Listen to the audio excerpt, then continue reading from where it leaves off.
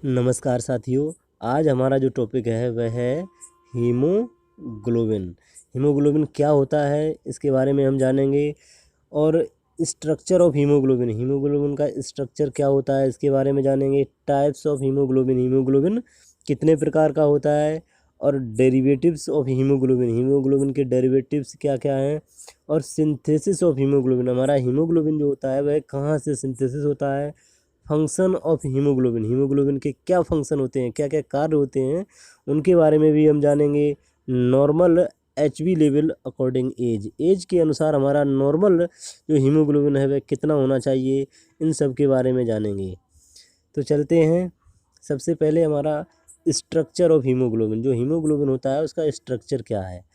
तो जो हीमोग्लोबिन होता है यह हीम और प्लस ग्लोबिन दो शब्दों से मिलकर बना होता है। नाम से ही पता चलता है, हीम प्लस ग्लोबिन। जो हीम होता है यह हीम आयरन कंटेनिंग पिगमेंट होता है। जो हीम होता है यह आयरन कंटेनिंग पिगमेंट होता है। जो हमारा आयरन कंटेनिंग पिगमेंट होता है यह जो रक्त को रेड कलर प्रोवाइड करता है, यह रक्त को रेड कलर प्रोवाइड करता है। और जो हमारा हीम होता है यह आयरन प्लस प्रोटोफोरफायरन, आयरन प्लस प्रोटोफोरफायरन से मिलकर बना होता है। और जो इसमें हमारा हीमोग्लोबिन होता है, हीमोग्लोबिन में जो आयरन होता है वह फेरस स्टेट में होता है। किस स्टेट में? Fe++, यानी फेरस स्टेट में हमारा जो हीमोग्लोबिन होता है उसमें जो आयरन होता है यह फेरस स्टेट में होता है। अब ग्लोबिन देखते हैं। ग्लोबिन क्या होता है, यह पॉलीपेप्टाइड चेन से मिलकर बना होता है। ग्लोबिन क्या होता है, प्रोटीन होता है, यह पॉलीपेप्टाइड चेन से मिलकर बना होता है। तो जो पॉलीपेप्टाइड चेन होती हैं यह दो अल्फ़ा चेन होती हैं। ए से इंडिकेट हमारा अल्फ़ा हो गया और बी से इंडिकेट होगा बीटा। तो दो अल्फ़ा पॉलीपेप्टाइड चेन हो गई और दो बीटा पॉलीपेप्टाइड चेन हो गई। और जो हमारी अल्फ़ा पॉलीपेप्टाइड चेन होती है इसमें 141 अमीनो एसिड पाए जाते हैं, 141 अमीनो एसिड होते हैं। और जो बीटा पॉलीपेप्टाइड चेन होती है इसमें 146 अमीनो एसिड होते हैं। और आपने सुना होगा कि जब हमारी ग्लोबिन जो पॉलीपेप्टाइड चेन होती हैं इनमें डिफेक्ट होने से एक थैलेसीमिया होता है, इसमें भी हमारी जो ग्लोबिन चेन में ही डिफेक्ट होता है और पॉलीपेप्टाइड चेन में डिफेक्ट होता है। और एक सुना होगा आपने सिकल सेल एनीमिया, उसमें भी हमारी जो पॉलीपेप्टाइड चेन होती हैं उनमें डिफेक्ट होता है। तो हम उसको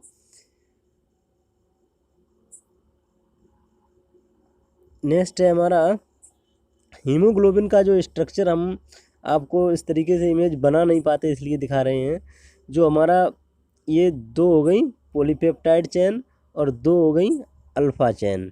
जो अल्फ़ा चेन होती हैं यह हमारा RBC जो होता है उसमें पाया जाता है। एक RBC का 30% जो होता है, 33% जो होता है वो हमारा हीमोग्लोबिन, एक RBC में 33% हीमोग्लोबिन पाया जाता है।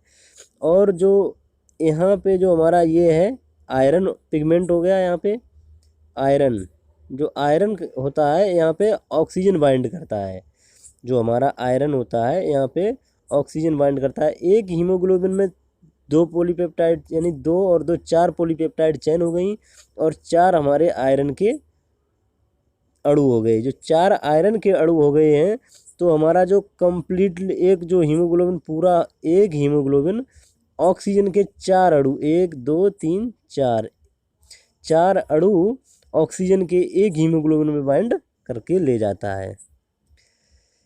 देखते हैं टाइप्स ऑफ हीमोग्लोबिन। हीमोग्लोबिन जो कितने प्रकार का होता है, टाइप हम देखेंगे। सबसे पहले हमारा है HbA1। HB जो A1 होता है यह हमारा 96 to 98% होता है। 96 से 98% तक जो हमारा होता है वह HbA होता है।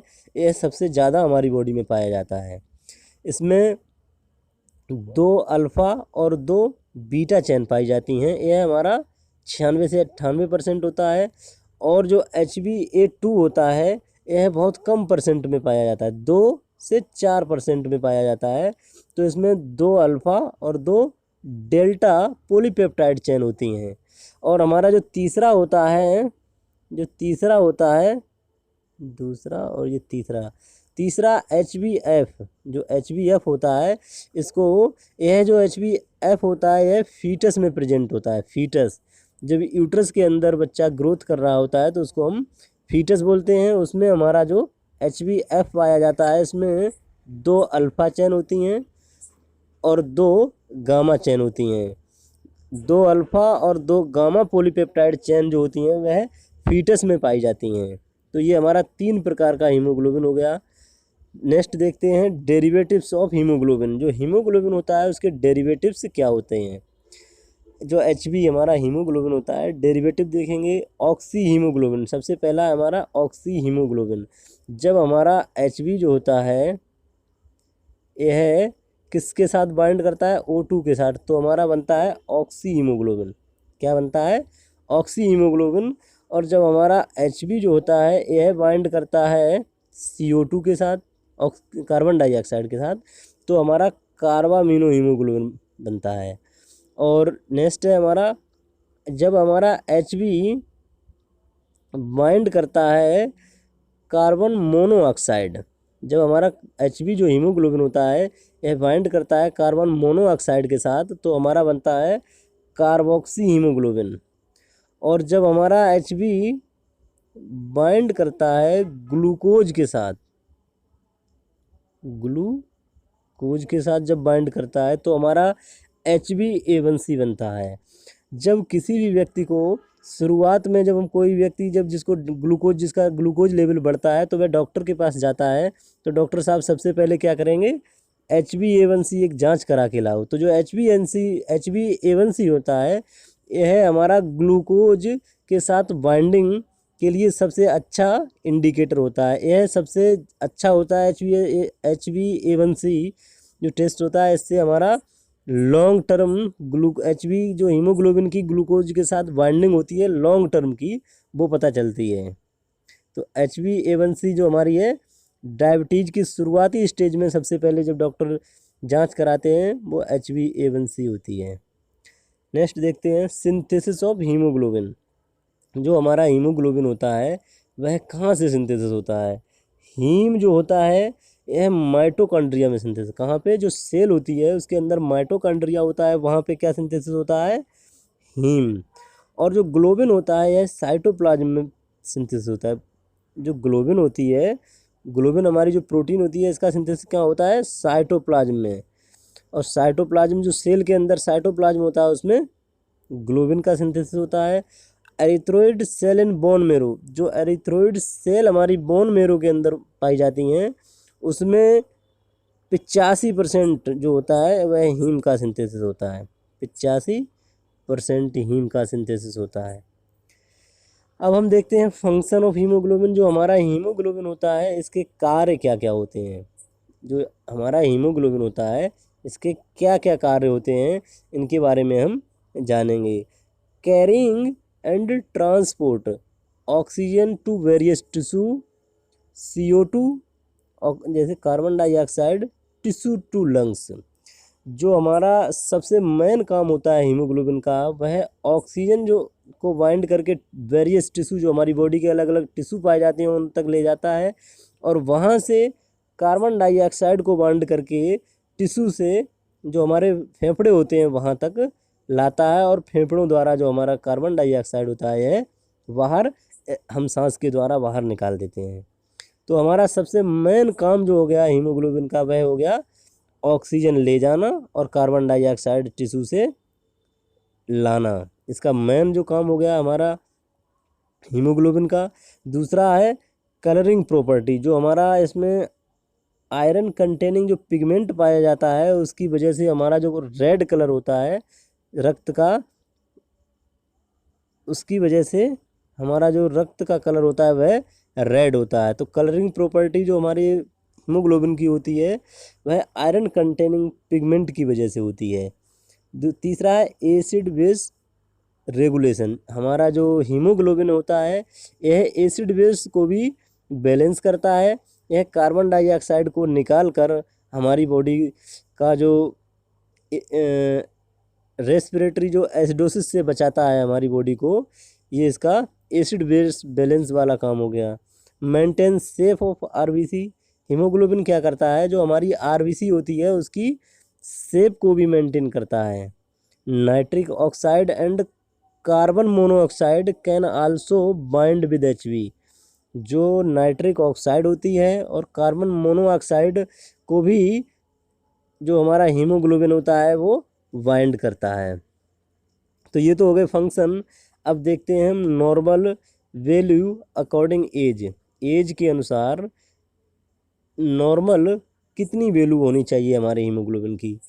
तो सबसे पहले एट बर्थ, जन्म के समय जो हीमोग्लोबिन होता है वह 25 mg/dl। जो इसकी जो हीमोग्लोबिन की जो वैल्यू नापी जाती है वह mg/dl में, ग्राम पर डीएल, जो ग्राम पर डीएल में नापी जाती है।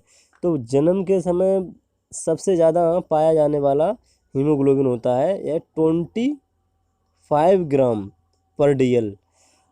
1 साल की उम्र पर 1 ईयर ऑफ एज 17 ग्राम पर डीएल होता है। एवरेज 17 ग्राम पर डीएल। एवरेज अडल्ट मेल में 15 ग्राम पर डीएल होता है और एवरेज अडल्ट फीमेल में 14.5 ग्राम पर डीएल होता है। ये जो वैल्यू होती है यह अलग अलग बुक्स में थोड़ी बहुत डेविएशन भी हो सकता है। अब हम जानेंगे कि हमारी बॉडी में हीमोग्लोबिन का लेवल कम कब होता है और हमारे हीमोग्लोबिन का लेवल ज़्यादा कब होता है। तो सबसे पहले है हमारी अनीमिया। अनीमिया की जो कंडीशन होती है उसमें हमारे हीमोग्लोबिन का लेवल कम हो जाता है। हीमोग्लोबिन लेवल कम हो जाता है जब हम जाते हैं कि डॉक्टर साहब ने बोला कि जांच करा के लाओ, उसमें हमारा हीमोग्लोबिन लेवल अगर कम है तो डॉक्टर साहब कहते हैं आपको अनीमिया हो गया। और दूसरा एक्सेस ब्लड लॉस। अगर हमारी बॉडी से बहुत ज़्यादा ब्लड लॉस हो रहा है, एक्सेसिव हेमरेज, अगर कहीं से भी ब्लड बह रहा है बहुत ज़्यादा, तो हमारी बॉडी से क्या होता है, तब भी हमारी बॉडी से हीमोग्लोबिन एचबी लेवल जो है वो डाउन हो जाता है। और कोई यानी मतलब बोन मेरो एबनॉर्मलिटी यानी बोन मेरो अबनॉर्मलिटी, अगर बोन मेरो में कोई डिफेक्ट हो जाता है उसकी वजह से भी हमारी बॉडी का लेवल जो एचबी लेवल है वो कम हो जाता है। अब देखते हैं हमारी बॉडी से एचबी लेवल ज़्यादा कब होता है। तो सबसे पहला पॉलीसाइथीमिया। पॉलीसाइथीमिया वह कंडीशन होती है जिसमें हमारी ब्लड सेल्स जो होती हैं वह नॉर्मल से ज़्यादा होने लगती हैं, उस कंडीशन को हम बोलते हैं पॉलीसाइथीमिया। और पॉलीसाइथीमिया में जब हमारी आरबीसी का लेवल ज़्यादा होगा, तो आरबीसी का लेवल जब ज़्यादा होगा तो हमारा हीमोग्लोबिन का लेवल भी ज़्यादा होगा। जब हीमोग्लोबिन का लेवल ज़्यादा होता है तो वो कंडीशन होती है पॉलीसाइथीमिया। और एनी हाइपोक्सिक कंडीशन, जब हमारी बॉडी से कोई भी हाइपोक्सिक कंडीशन होती है जिसमें जो हमारे जो टिश्यू होते हैं उनके पास ऑक्सीजन कंजप्शन कम, ऑक्सीजन उनके पास कम रह जाती है और कार्बन डाइऑक्साइड का स्टोरेज उनके पास बढ़ने लगता है, तो हाइपोक्सिक कंडीशन हो जाती है। जब हाइपोक्सिक कंडीशन डेवलप होती है हमारी बॉडी में तो हमारी किडनी एक एरिथ्रोपोइटिन